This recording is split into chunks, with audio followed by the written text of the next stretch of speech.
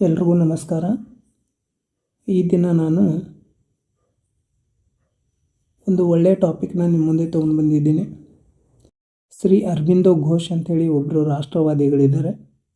August 15ನೇ ತಾರೀಕು ಇವರ 155ನೇ ಹುಟ್ಟುಹಬ್ಬದಂದು ನರೇಂದ್ರ ಮೋದಿಯವರು ಟ್ವೀಟ್ ಮಾಡಿದರು.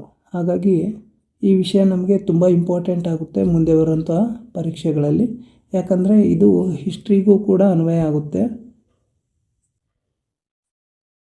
ಸೋಷಲಲ್ಲಿ ಕೂಡ ನಮಗೆ ಬರುತ್ತೆ, ಸೋಷಲ್ ಸೈನ್ಸಲ್ಲಿ ಹಿಸ್ಟ್ರಿಯಲ್ಲಿ ಕೂಡ ಇದು ನಮಗೆ ಬರುತ್ತೆ. ಆಮೇಲೆ ಕರೆಂಟ್ ಅಫೇರ್ಸಲ್ಲೂ ಕೂಡ ಬರುತ್ತೆ.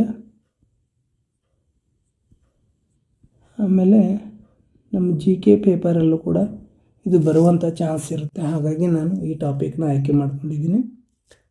ಶ್ರೀ ಅರಬಿಂದೋ ಅವರು, ಇವ್ರ ಪೂರ್ಣ ಹೆಸರು ಬಂದು ಶ್ರೀ ಅರವಿಂದ ಘೋಷ್ ಅಂಥೇಳಿ. ಜನನ ಆಗಸ್ಟ್ 15, 1872. ಜನ್ಮಸ್ಥಳ ಕಲ್ಕತ್ತಾದಲ್ಲಿ. ಮರಣ ಡಿಸೆಂಬರ್ 5, 1950. ಮರಣಸ್ಥಳ ಪಾಂಡಿಚೇರಿ. ಇವರು ರಾಷ್ಟ್ರವಾದಿಗಳು ಕೂಡ, ಆಮೇಲೆ ತತ್ವಜ್ಞಾನಿಗಳು, ಯೋಗ ಕವಿ ಕೂಡ ಇವರು ಆಗಿರ್ತಾರೆ. ಇವ್ರದ್ದೊಂದು ವಿಶೇಷತೆ ಇದೆ, ಅದನ್ನು ಲಾಸ್ಟ್ ಒಂದು ಎಕ್ಸಾಮಲ್ಲಿ ಕೇಳಿದ್ರು, ಅದರ ಕ್ವಶನ್ ಕೂಡ ನಾನು ನಿಮ್ಗೆ ಹೇಳ್ತೀನಿ.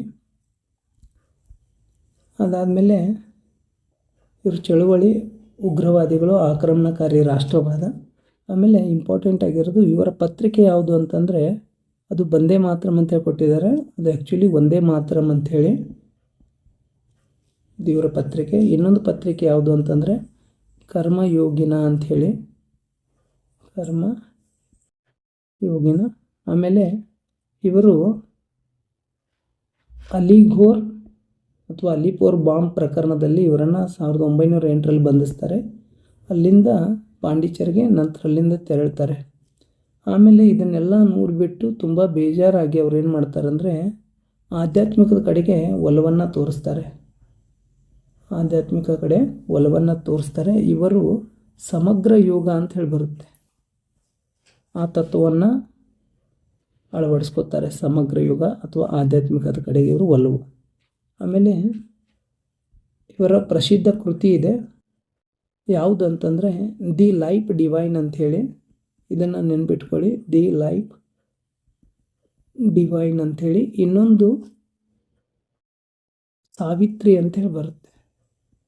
ಇವೆರಡು ಕೃತಿಗಳನ್ನು ಚೆನ್ನಾಗಿ ನೆನಪಲ್ಲಿ ಇಟ್ಕೊಳ್ಳಿ. ಒಂದು ವಿಶೇಷತೆ ಇದೆ ಅಂತ ಅನ್ನಲ್ಲ, ಅದೇನು ಅಂತಂದರೆ ಒಂದು ಕ್ವಶನ್ ಬಂದಿತ್ತು ಲಾಸ್ಟಲ್ಲಿ. ಮುಂಚೆ ಇವರು ಉಗ್ರವಾದಿಗಳಾಗಿರ್ತಾರೆ, ಆನಂತರ ಉಗ್ರವಾದಿತನವನ್ನು ಬಿಟ್ಟು ಆಧ್ಯಾತ್ಮಿಕದ ಕಡೆಗೆ ಒಲವನ್ನು ತೋರಿಸಿದಂತಹ ರಾಷ್ಟ್ರವಾದಿ ಯಾರು ಅನ್ನುವಂಥ ಪ್ರಶ್ನೆ ಬಂದಿತ್ತು. ಅದಕ್ಕೆ ಸರಿಯಾದ ಉತ್ತರ ಬಂದು ಶ್ರೀ ಅರಬಿಂದೋ ಘೋಷ್ ಅಂತ ಹೇಳಿ ಬರುತ್ತೆ. Thank you.